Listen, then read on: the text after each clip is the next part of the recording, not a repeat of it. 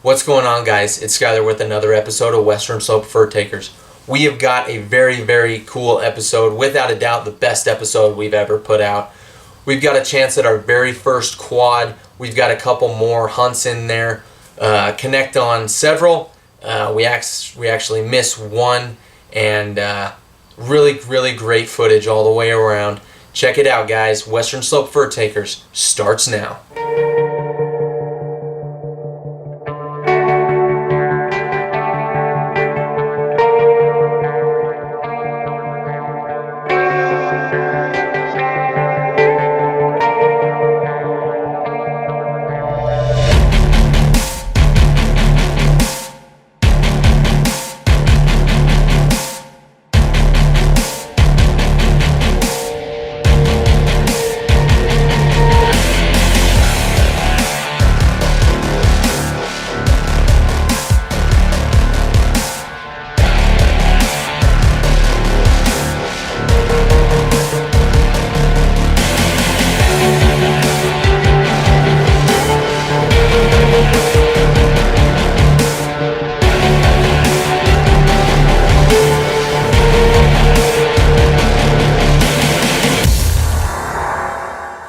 So this first hunt was really cool. Next to zero confidence going into this stand. I made a stand earlier and I had all the confidence in the world in this stand. I actually ended up staying on it for about 35 minutes and it just didn't happen. I saw a couple antelope and that was it. No coyotes, no nothing. They didn't howl. I just don't think that there was anything around that could even hear me, if I'm being 100% honest. The stand I made after my super confident stand, like I said, zero confidence, went in. The only reason I made it is because I knew it was an easy stand. I parked the truck behind a hill, walk about 20 yards, and sit down, set my call out and everything like that. It's super wide open. It used to be a great stand. This is a stand I used to make when I very first started and didn't know a whole lot. So the stand had been ruined kind of over the years, but like I said, super easy stand. You can spot a coyote from a mile away. It's just a wide open grass patch basically. Actually, going back to episode 1 where Jarrett got his very first coyote, this is the stand. And a lot of times what the coyotes will do, we'll turn the call on, and we'll get an educated coyote that circles out about a mile, drops down into a canyon, and comes up on our left. Well, I don't know if that happened today or if the coyote was already in the canyon, but I'm sitting there calling, and I start hearing prairie dogs going off. Look to my left, and there's a coyote.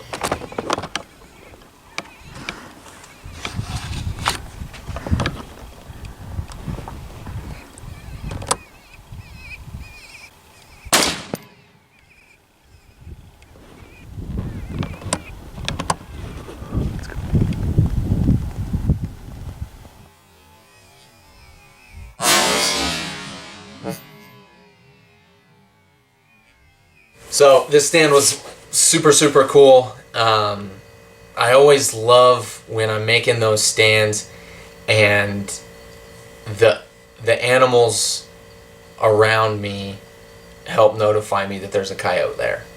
A lot of times I've seen them come from the right, but the last couple years they've been dropping down into that canyon and coming up on our left. Honestly, I was zoning out pretty bad. We were there for about 15 minutes. And prairie dogs start going off, chattering, and I look to the left and there's a coyote right there at the road.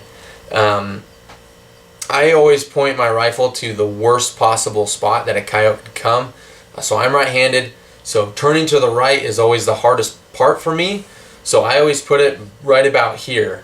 And I even set the call out over to the right to try and, if the coyote did come from the left and they tried to get wind, they'd come around and they'd be right in front of me.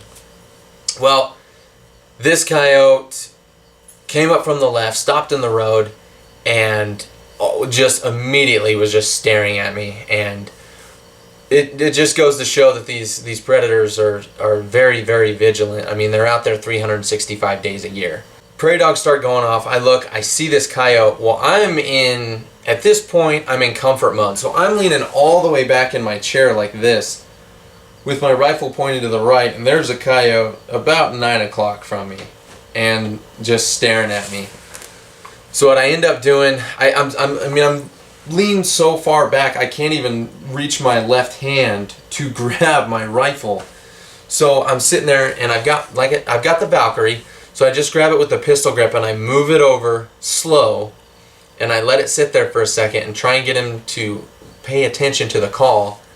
And he wasn't. He was just staring at me, and he had been stopped for quite a while, so I knew that this coyote was going to take off. So I leaned up in my chair real quick, got in my scope, and right as this coyote started to, I think he was getting ready to hightail it out of there, I was able to drop him. This stand was pretty funny. So I have been talking about this stand with Jax ever since he started coming out. And I have yet to call a coyote in there while Jax is with me. We always call it the gray fox stand. Not because we've ever called in a gray fox there, because when Jarrett and I first discovered this stand, there was snow on the ground and there was a stick that was poking out of the snow. And when you looked at it, as every time as we were driving up the road, it looked like a gray fox standing right next to the road.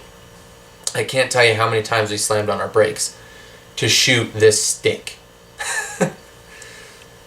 So, anyways, we always call it the gray fox stand. And never called in a coyote with Jax on this stand. I love it. I know that there's coyotes there. I've killed several in that exact spot.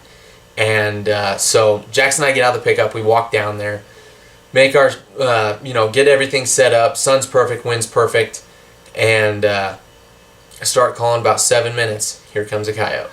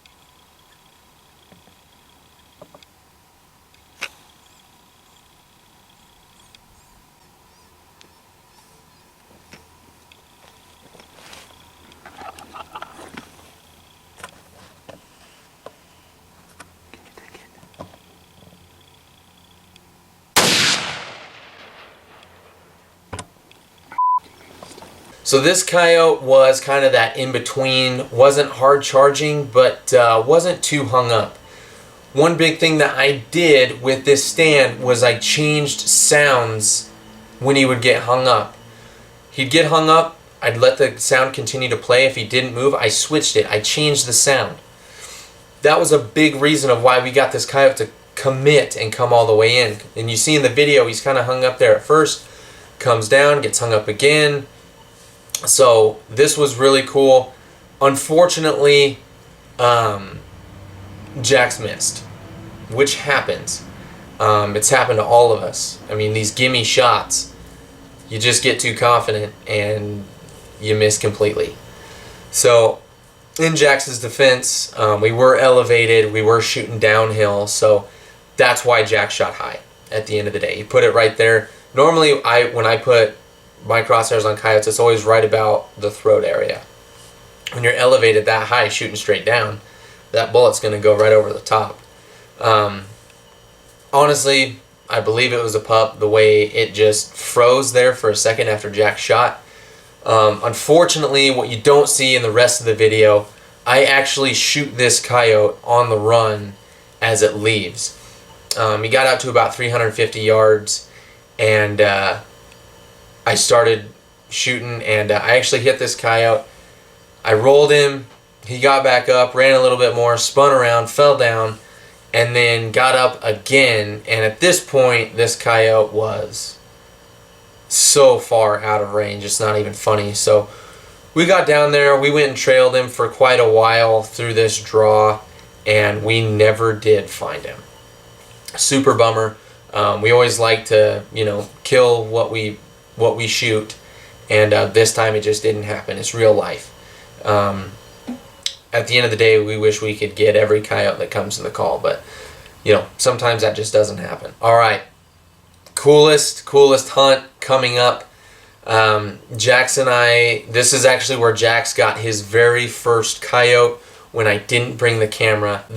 Most of the time, there's a lot of times these coyotes, we'll see them coming from, gosh, like over a mile away. They come up out of this draw, they come across this field, and then they get into this tall grass and the sage, and we don't see them. It normally takes them about 5 to 7 minutes to navigate their way all the way through the grass and the sage, and they pop out in this, we call it the alleyway, every time. They will always pop out there. The last couple times we've hunted it, we've had them come hard left. This time was completely opposite. They came down the hill to our right, and if I'm being honest, if I didn't have Jax there, I don't know when I would have spotted this coyote, because when we lay down on this stand, we're elevated, and honestly, this is the only way to hunt this stand. You have to lay down on top of this hill, because there's no cover once you get down it until you get to that thick sage. And the nice thing is there's actually a prairie dog town right underneath us. And so we're sitting there calling, all of a sudden I start hearing the prairie dogs, so I'm looking. Well, my rifle's right here while I'm laying down, so I can't see anything to the right. Granted, we've never had a coyote come from the right-hand side of this stand. Well, this coyote was a first for both of us. Before we get into the hunt, I do want to let you guys know this is our very first chance at a quad. Jax and I were super pumped. There are a couple curse words in there. I did bleep them out. But at the end of the day, we were so excited. It didn't matter. It didn't matter, and I'm not ashamed of it. It's guys hunting. That's just how it goes. But at the end of the day, if I did just cut that completely out, we'd be looking at like 45 seconds of a hunt. So I really want to sit there, or I really want to show you guys our excitement through this, because it was a very, very exciting hunt.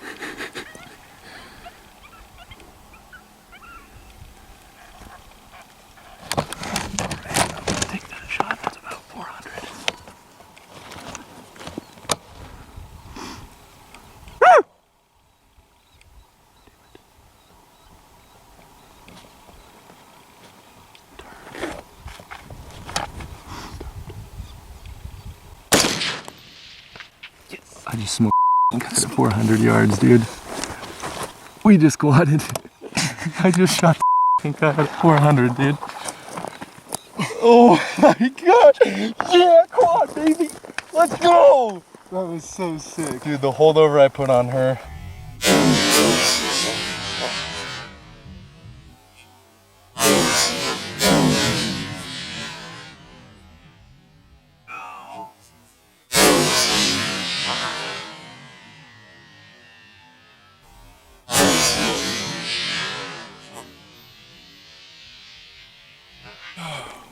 Jax, what just happened, dude?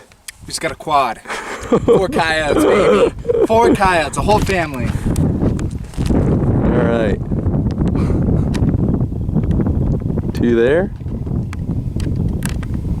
And 1 there, and we'll show you the other one.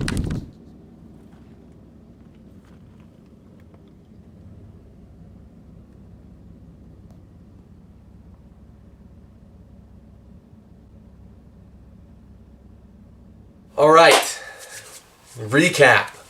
Our very first quad ever. That was, without a doubt, the coolest thing I've ever experienced. I'm so glad Jax was there to accommodate me on this stand.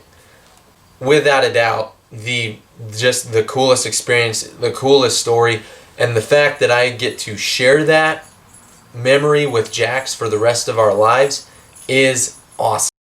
This first coyote came in about 7 minutes, and then the next 2 came in within a 3-minute span. So the first one came in probably about 2 minutes after the first one, and the third one came in about 45 seconds after it. The crazy thing was that first coyote that came in was actually missing the bottom half of his arm. Don't know what happened, but just completely gone. It was completely like calloused over, I guess you can say. So he'd been around a while, and he was a big, heavy male. When he first came in, and then those 2 came in, Jax and I honestly thought that first coyote was a pup. It was not. That was, without a doubt, the dad of the group. And then the first pup came in, we shot it, and then the second pup came in, and we smoked it. I stood up right after because I'm sitting there like, we just tripled. This is insane. I've never gotten a triple before. I've shot 3 coyotes in a day, and that was the most I've ever got. To shoot a triple on one stand was super cool. I got up, I'm yelling, woo! Man, I can't believe we just tripled. And we're sitting there talking, just like a couple kids, just yeah, we got 3 coyotes. And the female starts barking and howling. So we lay back down. I turn the remote back on. We start calling. I can hear her in the distance continuing to howl and bark, and about 20 minutes goes by, and we see a flash going through the grass behind the sage. And so we're sitting there watching, and we're thinking, she's going to come through. She's going to come right through the alley, just like all the others do. No, give it another 5 minutes, and we don't see her. And we're sitting there a little longer. We see the flash again. And then she circles back around, and you see it in the video. She's running to the left. And then we sit there a little longer, thinking she's going to come through the alley. And then we see her on the back side, just standing there. And, I've tested my Valkyrie out to 500 yards. And so I did know where to hold. And I've ranged, there's a big tree to the left that I don't think is in the video, but there's a big tree to the left that I've ranged it for, and it's at like 394 yards. So when this coyote took off running, I knew I was at about a 400-yard shot. And so when she finally gave me that opportunity, I knew right where to put it and put the smackdown on her for our very first quad. Alright guys, once again, thank you so much for watching. We really enjoy putting out these videos. We're really glad that you guys enjoy watching them and following our Instagram page, liking our photos, commenting both on the photos and our YouTube videos. Please continue to subscribe and comment on the videos. If you have questions about how we hunt, about the Valkyrie, feel free. I enjoy talking predator hunting. I enjoy talking about the Valkyrie. Any questions, let me know. Thanks for watching, guys. Western Slope, baby.